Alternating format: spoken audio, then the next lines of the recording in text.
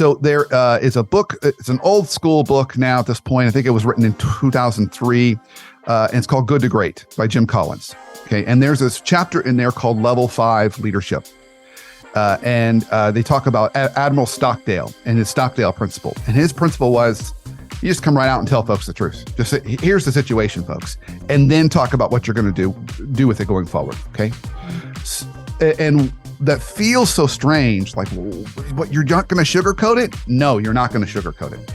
Because sugarcoat it creates more anxiety. It makes people feel like you think they can't handle it or you're hiding something.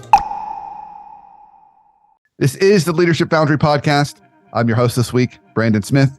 And this week, we're moving out of our regular programming, and we're actually going to have a moment to talk about leadership communication. Leadership communication is one of those things, particularly communication, where it's kind of like driving a car. We all think we're really good at it, yet we can always improve.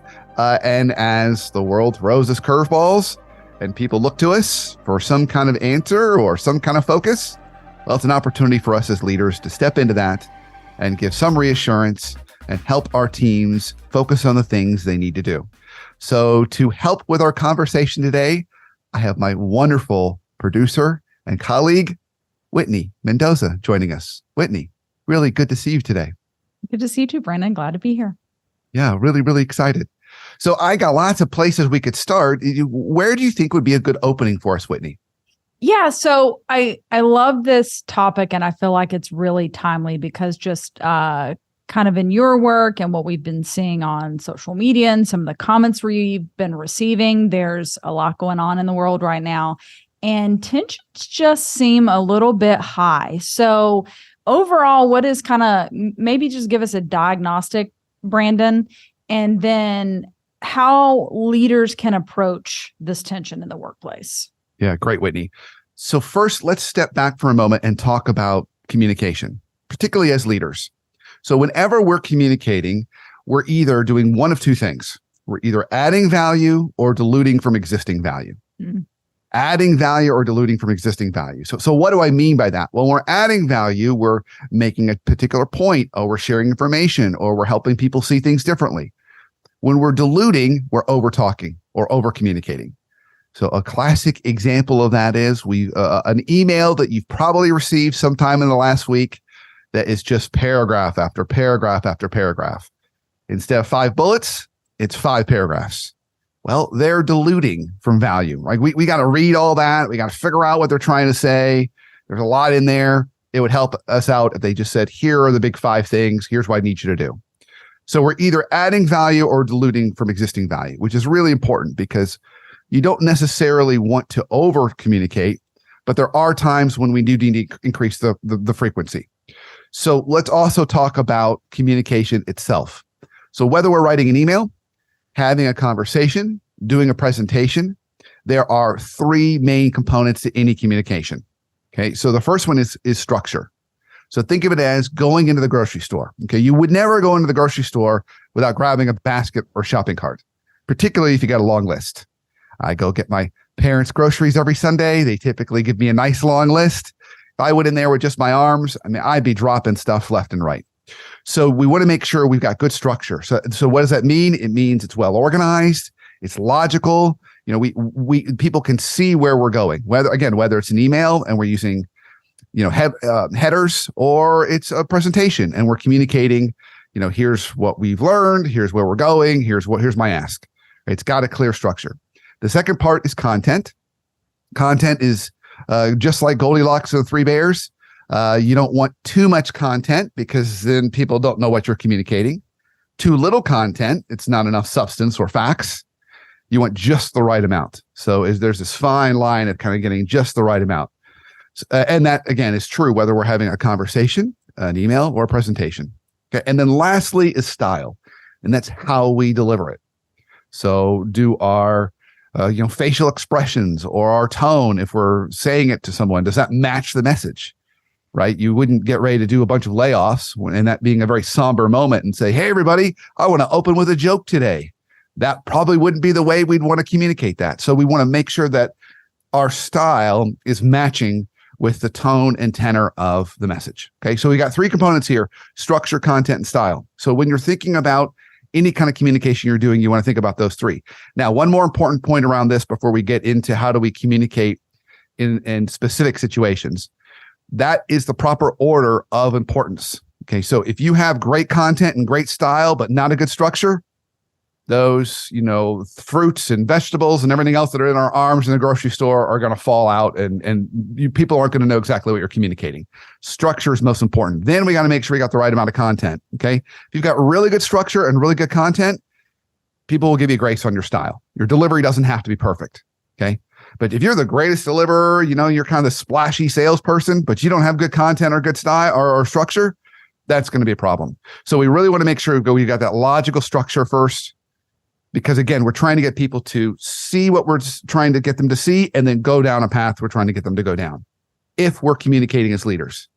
Because the difference between leadership communication and every other kind of communication is leadership communication has the underlying implicit assumption that we're trying to drive some kind of behavior, some kind of action. We want everyone to focus on this report. We want everyone to, be optimistic. We're trying to get them to do something versus general communication might be, we're just hanging out with our friends and telling stories. We're not expecting them to actually do anything with that. So that's why that order is really, really important. So those will be some great points to kind of get us kind of kicked off in this conversation. Yeah. And I've got a follow-up question with the content on that, Brandon, because when you were going through that, it reminded me of hot sauce principle. Yeah. And only communicating a certain number of ideas in that one email. So what is your recommendation around that, right? Like, I love the bullet point idea, but I think it's a good reminder that bullet points don't mean 10 to 15 bullet points. I'm feeling like 3 to 5 is a good number, but what's your assessment on that? And, there hasn't been a lot of studies around this, so I can only share with you some anecdotal ones. So first, if you look around in the world, history in particular, even think about like Christianity, okay? Things tend to come in threes. Okay, so 3 is a really, really good number. There's something about 3 that works really well for human beings. So if you can make 3 points or 3 priorities or 3 things you want people to focus on, your probability of success is exceptionally high. So now that you hear me say that, notice when you're going around, notice how many times you're presented with things in groups of 3.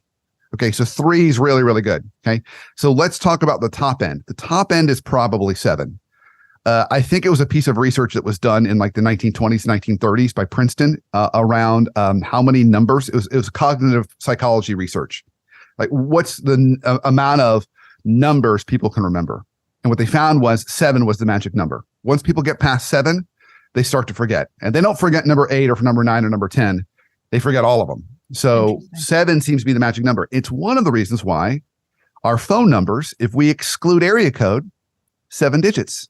Okay. So if we take those two kind of, reference points, Whitney, I might say shoot for between 3 to 7. Don't ever exceed 7. And 3 is a really good number. 3 3 allows people to feel like they have choice if you're providing options. If you're providing 1 or 2 options, it feels like you're setting them up for an either or. Black and white. 3 is a good, if you're creating a menu of options or choices, 3 is always a good number. So 3 to 7 is probably a good range for us when we think about content. Beautiful. I love that. Let's dive into this specific situation, communications. And if I may kick us off, you just did an article with CNBC on difficult emails possibly that you may want to send, or maybe you're upset and you're trying to craft a response via email. So that's a good starting place is, okay, maybe we received an email that kind of hit us the wrong way. How should we respond? Yeah. Okay. So this will have some managerial and leadership communication and also just some regular workplace communication. All right. So I just laid out these rules around how we communicate better. And we talked about structure, content, style, and it's all logical. Well, we're not all logical folks. So now someone sent us an email and we're ticked off or we're upset about something. Okay.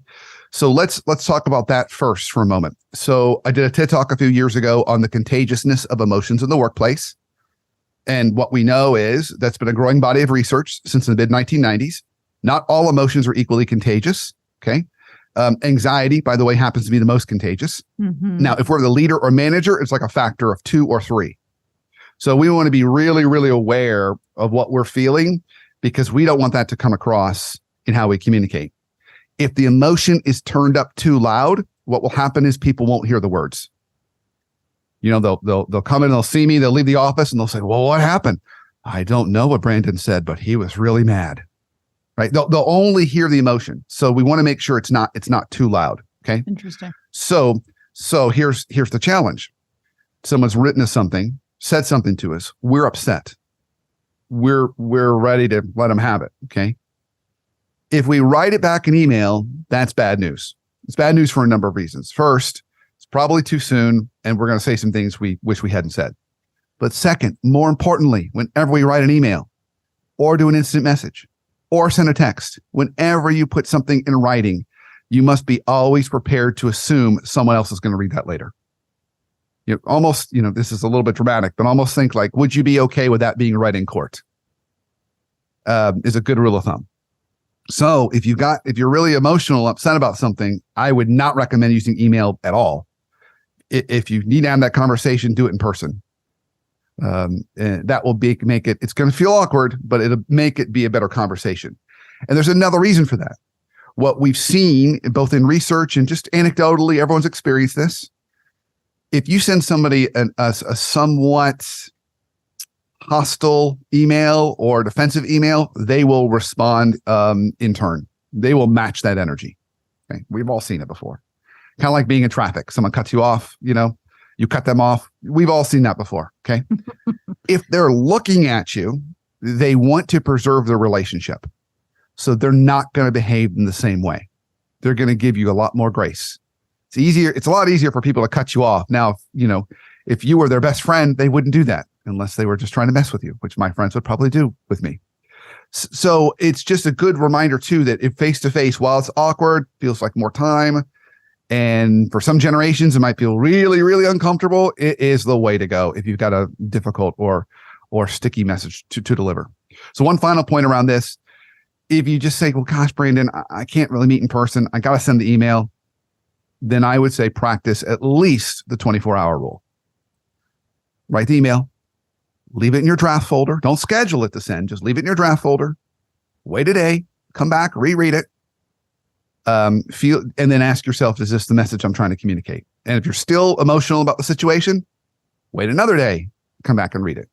And keep doing that until you don't feel as emotional about the situation and you're able to say, does this email communicate what I'm trying to do in a clear way without creating more problems than I'm intending?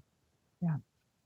So that would be some good thoughts as we're thinking about how do we communicate when we're in those moments of stress or potential conflict.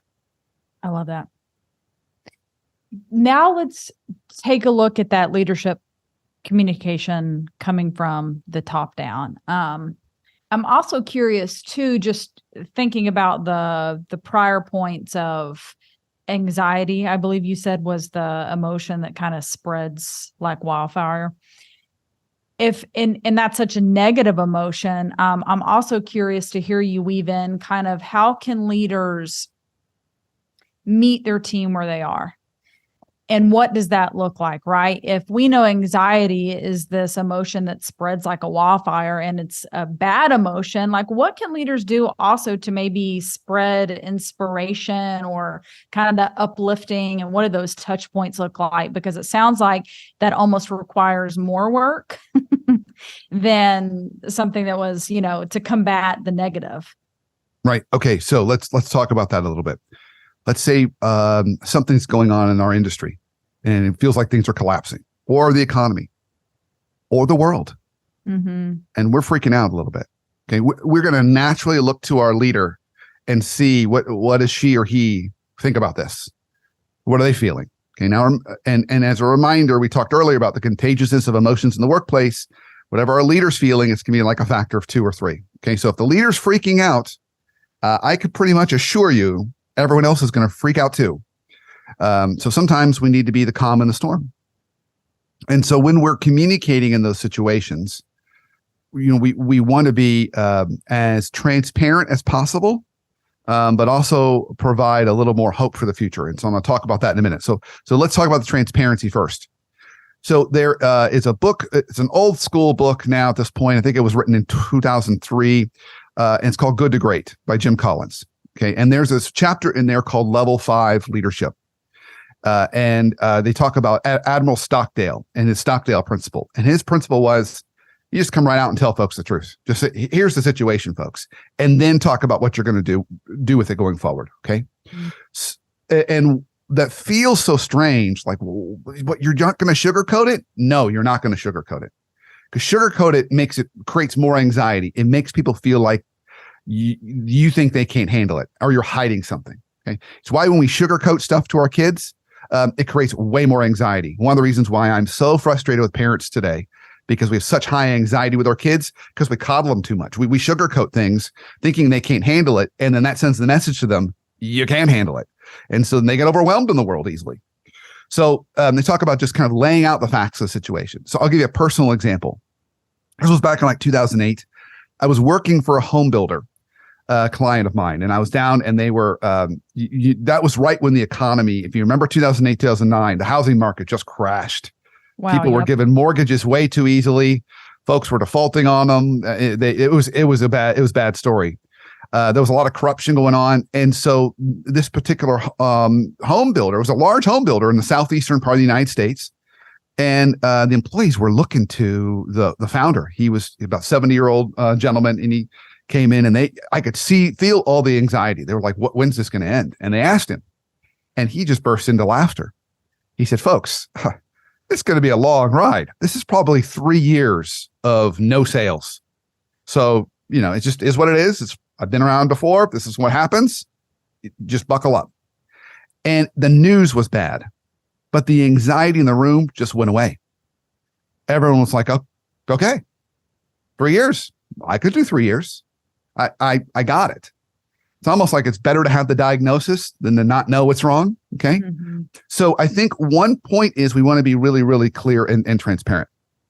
The other point around this is we want to do something that reminds me of a famous theologian named Jim Fowler. Used to be a theologian at Emory University, since passed away. But he used to say, as leaders, you always want to give folks two things: hope and handles. Hope and handles. And hope is, it's going to be okay. Here, I've been here before, or we've seen all this before. We're going to eventually get to the promised land. It's going to look like this. And here's what I need you to do right now to move us towards that. Okay. Because when people feel anxiety, the natural reaction is, I want to go do something to make this feeling go away. Give them something to do. If you get people wound up and don't give them any way to solve for that anxiety, you're going to see odd behaviors, because they want it to go away and they're looking for a way to scratch that itch. So Jim Fowler was brilliant. He said, give them hope, but also give them handles. Tell them what they need to do. So you combine all these things together. We'll do Stockdale principle, and then we'll do Jim Fowler. Okay. We're going to be really transparent. Hey folks, this is what's going on. I know it looks really, really dire. And in many cases, it probably is. And if you're worried or concerned about that, I am too. But I know, and I have confidence in, 3 years from now, it's going to be a different story. I know how this is going to play out, and we're going to be in such a better place. But the next 3 years are going to be a little rough. So here's what we need to do over the next 3 years to really steady the ship, care for ourselves, and be ready when we get to that promised land. So kind of combine them that way, and it's going to really help leaders create that structure on how to handle those challenges that create, anxiety for our teams and can create a little chaos and confusion, because after all, we're trying to drive focus for our folks. Yeah. I love those points. And I feel like that's super encouraging for leaders right now. How is there a certain number of touch points, Brandon, when you're facing something like that the leader should, like a number of times the leader should check in with their team? How does that look? Yeah, it's a really good question. So I would say first, let's make sure there's two kind of situations we could find ourselves. Normal times where check check-ins are good, not necessary, and you can kind of use your own best judgment on how often you need to do that. Regular communication is always good. So we want a rhythm. When I say regular communication, I'm saying a rhythm. Once a month, once a week. But people know it's predictable. Okay, predictability is really important for leaders. If you're in states of turmoil or transformation, we want to increase that number to either 2 or 3x.